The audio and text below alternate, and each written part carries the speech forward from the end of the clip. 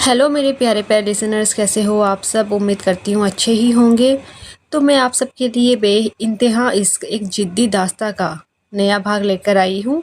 यदि आप पहले के इसके भाग नहीं सुने हैं तो एक बार जाकर ज़रूर सुनिए ताकि आपको पूरी कहानी अच्छे से समझ में आए। तो चलिए नया भाग शुरू करते हैं। आर्यन ने दरवाजे के हैंडल पर हाथ रखा ही था कि वरुण ने बाहर से जोरदार लात मारी। दरवाजा चरमराकर खुल गया। वरुण अंदर दाखिल हुआ। उसके पीछे 4 हट्टे-कट्टे आदमी थे, जिनके हाथों में डंडे और जंजीरें थी। वरुण के चेहरे पर वही शैतानी मुस्कान थी। पिस्तौल, वाकई भाई, क्या आप अपने सगे भाई का खून बहाएंगे, वो भी इस मामूली सी लड़की के लिए? वरुण ने तालियां बजाते हुए कहा। सगा भाई? आर्यन दहाड़ा। उसकी आंखों में खून उतर आया था। जिस दिन तुमने माँ के गहने चुराकर उन पर चोरी का इल्जाम लगाया था, उसी दिन मेरा कोई भाई नहीं रहा। निकल जाओ यहाँ से, वरना आज इस जमीन पर तुम्हारी लाश गिरेगी। वरुण हंसा। उसकी हंसी में एक गहरा राज छिपा था। इतना गुस्सा, पर सिया को पता है कि उसके भाई के एक्सीडेंट के पीछे असली हाथ किसका था। क्या तुमने उसे बताया आर्यन? सिया का दिल धड़कना भूल गया। उसने फटी आंखों से आर्यन की तरफ देखा। क्या क्या मतलब? वरुण, तुम क्या कह रहे हो? वरुण सिया की तरफ एक कदम बढ़ा। आर्यन ने पिस्तौल तानी, पर वरुण के आदमी बीच में आ गए।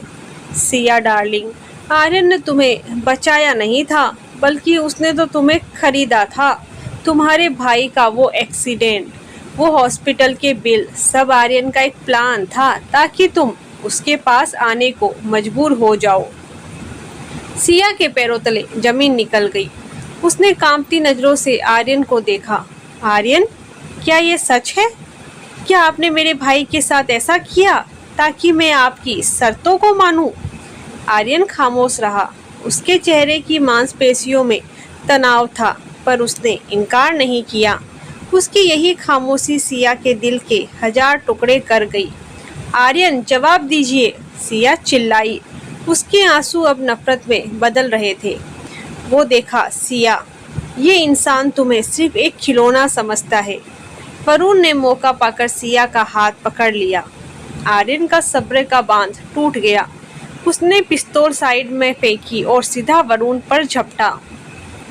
उसने वरुण के चेहरे पर एक जोरदार मुक्का मारा, जिससे वरुण के मुंह से खून निकलने लगा। आर्यन अब एक इंसान नहीं, बल्कि एक जख्मी शेर था।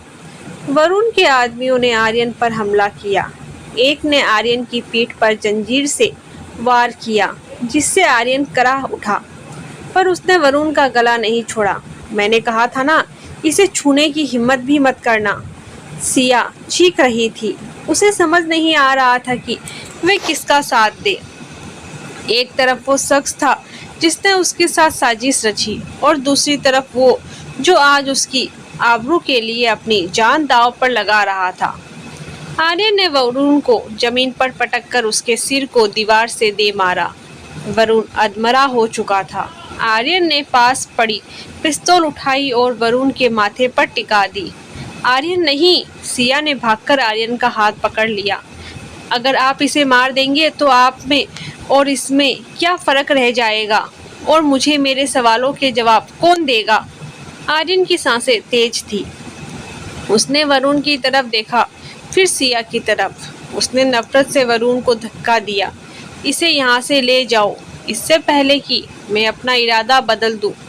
वरुण के आदमी उसे उठाकर बाहर ले गए, पर जाते जाते वरुण ने एक आखिरी दांव खेला। सिया, दराज में रखी वो नीली डायरी देख लेना।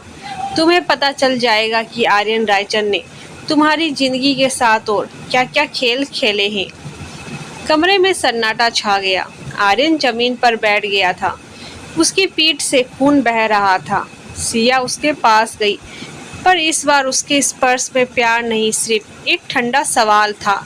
क्या वो डायरी सच बोलेगी? सिया ने पूछा। आर्यन ने अपनी आंखें बंद कर ली। सच हमेशा कड़वा होता है सिया। मैंने जो किया तुम्हें पाने के लिए किया था। जिद थी मेरी, और जिद में मैं सही गलत भूल गया। सिया पीछे हट गई। जिद? आपने मेरी जिंदगी को एक सौदा बना दिया। मैं आपसे नफरत करती हूँ आर्यन रायचंद। सिया वहां से भागकर दूसरे कमरे में चली गई और दरवाजा बंद कर लिया। आर्यन वही फर्श पर पड़ा रहा, अकेले अपने ही बनाए हुए गुनाहों के बोझ तले। सिया ने कमरे का दरवाजा अंदर से बंद कर लिया। उसके कानों में वरुण की वो बातें और आर्यन की खामोशी किसी डरावने शोर की तरह गूंज रही थी। कमरे के कोने में एक पुरानी लकड़ी की मेज थी, जिसकी दराज थोड़ी खुली हुई थी। सिया के कांपते हाथों ने उसे पूरी तरह खींचा और वहां वही नीली डायरी रखी थी। उसने डायरी खोली और जो कुछ उसमें लिखा था उसने सिया की रूह कपा दी।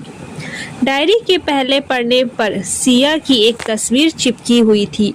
ये तस्वीर तब की थी जब सिया कॉलेज में थी और आर्यन को जानती तक नहीं थी।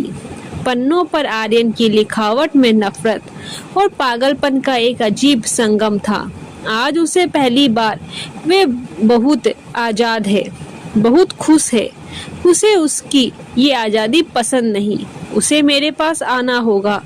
अगर वे प्यार से नहीं आएगी तो मैं उसे मजबूर कर दूंगा। पन्ने पलटते ही सिया की आंखों के सामने वो काली रात आ गई। डायरी में लिखा था कि कैसे आर्यन ने एक ट्रक ड्राइवर को पैसे दिए थे ताकि वे सिया के भाई की बाइक को टक्कर मारे लेकिन जिंदा छोड़ दे। आर्यन ने सब कुछ प्लान किया था, अस्पताल का खर्च, भाई की नौकरी जाना और फिर एक मसीहा बनकर सिया की जिंदगी में एंट्री लेना। सिया के हाथ से डायरी छूटकर गिर गई। वे कोई मसीहा नहीं, वे एक शिकारी है। तभी कमरे का दरवाजा एक झटके से खुला। आर्यन अंदर आया। उसकी पीठ पर लगे जख्मों से अभी भी खून रीस रहा था, लेकिन उसकी आंखों में कोई पछतावा नहीं था। वह सीधा सिया की तरफ बढ़ा और उसे वहां से पकड़कर खड़ा किया। पढ़ लिया तुमने? देख लिया मेरा असली चेहरा? आप एक जानवर है आर्यन।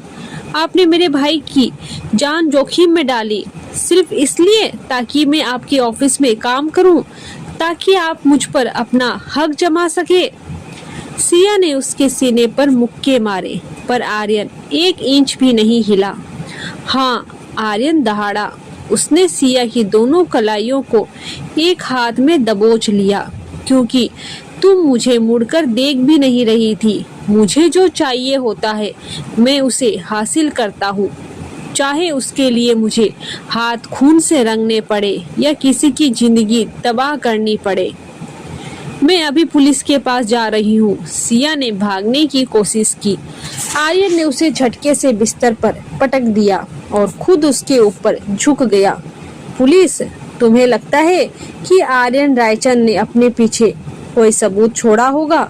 वो डायरी उसे कोई सबूत नहीं मानेगा। तुम यहाँ से कहीं नहीं जा रही हो। उसने सिया के चेहरे को अपने हाथों में इतनी जोर से भींचा कि सिया की आंखों से दर्द के आंसू निकल पड़े। तुम मुझसे नफरत करना चाहती हो? करो, जी भरकर करो, लेकिन रहोगी तुम मेरे ही पास। तुम्हारी नफरत भी मेरी है। आर्यन उसे कमरे में बंद करके बाहर चला गया। रात के करीब 3 बजे थे। सिया खिड़की के पास बैठी रो रही थी। तभी उसे बाहर किसी के चलने की आहट सुनाई दी। उसने देखा कि आर्यन बाहर सीढ़ियों पर बैठा था। उसके हाथ में वही डायरी थी और वे उसे आग के हवाले कर रहा था। आर्यन फूट फूट कर रो रहा था। वही इंसान जो अभी कुछ देर पहले दहाड़ रहा था। मैं तुम्हें खोना नहीं चाहता था सिया, पर मैंने तुम्हें खोने का ही रास्ता चुना। सिया को पहली बार लगा कि आर्यन एक मानसिक बीमार इंसान है, जिसे शायद प्यार करना आता ही नहीं, सिर्फ पाना आता है। तभी हवेली के गेट पर कई पुलिस की गाड़ियां रुकी। सायरन की आवाज से पूरा इलाका गूंज उठा, लेकिन पुलिस को वरुण ने नहीं बल्कि आर्यन के अपने मैनेजर ने बुलाया था, जिसे आर्यन ने खुद सरेंडर करने का आदेश दिया था। आर्यन खड़ा हुआ। उसने अपने हाथ ऊपर कर दिए। पुलिस ने उसे हथकड़ियां पहना दी। जाने से पहले उसने खिड़की की तरफ देखा, जहां सिया खड़ी थी। 6 दिन पूरे हुए सिया, तुम्हारा भाई आजाद है और तुम भी, आर्यन ने फीकी मुस्कान के साथ कहा और पुलिस की गाड़ी में बैठ गया। आर्यन रायचंद, वो नाम जिससे शहर का बिजनेस वर्ल्ड कांपता था, आज तक अंधेरी जेल की कोठरी में बंद था। पुलिस स्टेशन के बाहर मीडिया का हुजूम था। मिस्टर परफेक्ट की साजिशें अब जग जाहिर हो चुकी थी। सिया अपने घर लौट आई थी। उसका भाई अब घर पर था और तेजी से ठीक हो रहा था। लेकिन सिया के मन में एक अजीब सी बेचैनी थी। वह नफरत तो करना चाहती थी, पर आर्यन का वो आखिरी चेहरा जब उसने खुद को पुलिस के हवाले किया, वह उसकी आंखों से ओझल नहीं हो रहा था। दीदी, तुम ठीक तो हो? उसके भाई ने पूछा। आर्यन रायचंद ने जो किया वे माफी के काबिल नहीं है। अच्छा हुआ वह जेल चला गया।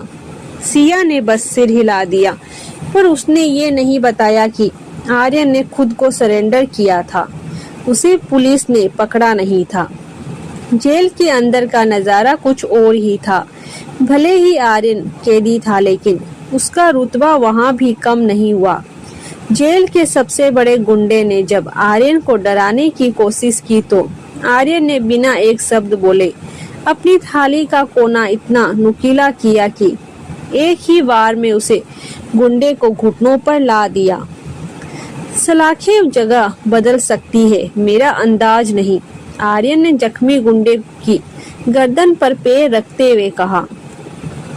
उसकी आवाज में वही पुरानी रूडपन था। जेल का वार्डन उसके पास आया। मिस्टर रायचंद, आपसे कोई मिलने आया है। आर्यन को लगा कि शायद सिया होगी, लेकिन सामने गायत्री देवी खड़ी थी।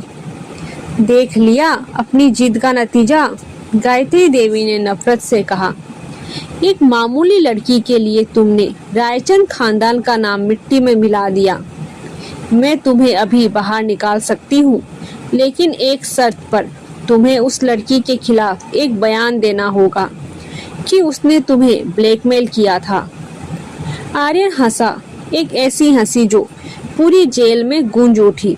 उसने सलाखों के पास आकर अपनी दादी की आंखों में झांका। दादी, आपने मुझे बनाया है, पर आप मुझे समझ नहीं पाई। मैं जेल में सड़ना पसंद करूंगा, लेकिन सिया पर एक आंच भी नहीं आने दूंगा। और याद रखिए, मैं यहाँ से बाहर तभी निकलूंगा जब वे मुझे निकालने आएगी। गायत्री देवी गुस्से से वहां से चली गई, लेकिन उनके पीछे एक साया था। वह वरुण था, जो अब आर्यन की गैर मौजूदगी में पूरी जायदाद हड़पने का प्लान बना रहा था। उधर सिया को मैनेजर के जरिए एक चिट्ठी मिली। ये आर्यन ने जेल से भेजी थी। उसमें कोई माफीनामा नहीं था, बस एक लाइन लिखी थी, मेरा गुनाह तुम्हें पाना था और मेरी सजा तुम्हें खोना है। अगर सच में नफरत करती हो तो कल कोर्ट में मेरे खिलाफ गवाही देने जरूर आना। तुम्हारी एक गवाही मुझे उम्र कैद दिला सकती है। सिया ने चिट्ठी को अपनी छाती से लगा लिया। उसे समझ नहीं आ रहा था कि आर्यन उसे आजाद कर रहा था, पर क्या वे सच में आजाद होना चाहती थी? कोर्ट का दिन आ चुका था। चारों तरफ मीडिया के कैमरों की फ्लैश चमक रही थी। आर्यन रायचंद को भारी पुलिस सुरक्षा के बीच कोर्ट लाया गया। हथकड़ियों में बंधे होने के बावजूद उसकी चाल में वही शाही अकड़ और चेहरे पर वही बेपरवाह रूड अंदाज था। आर्यन ने जैसे ही कोर्ट रूम में कदम रखा, उसकी नजरें सबसे पहले सिया को ढूंढने लगी। सिया वहां सबसे आगे की बेंच पर बैठी थी। उसकी आंखें लाल थी, जैसे वे रात भर सोई ना हो। जैसे ही दोनों की नजरें मिली, आर्यन ने अपनी नजरें फेर ली। उसे लगा था कि सिया आज उसके ताबूत में आखिरी कील ठोकने आई है। कोर्ट की कार्यवाही शुरू हुई। सरकारी वकील ने आर्यन के खिलाफ साजिश, किडनैपिंग और हत्या के प्रयास जैसे गंभीर आरोप लगाए, मैं गवाह के तौर पर मिस सिया को बुलाना चाहूँगा। वकील ने जोर से कहा। सिया धीरे धीरे गवाह के कटघरे में जाकर खड़ी हुई।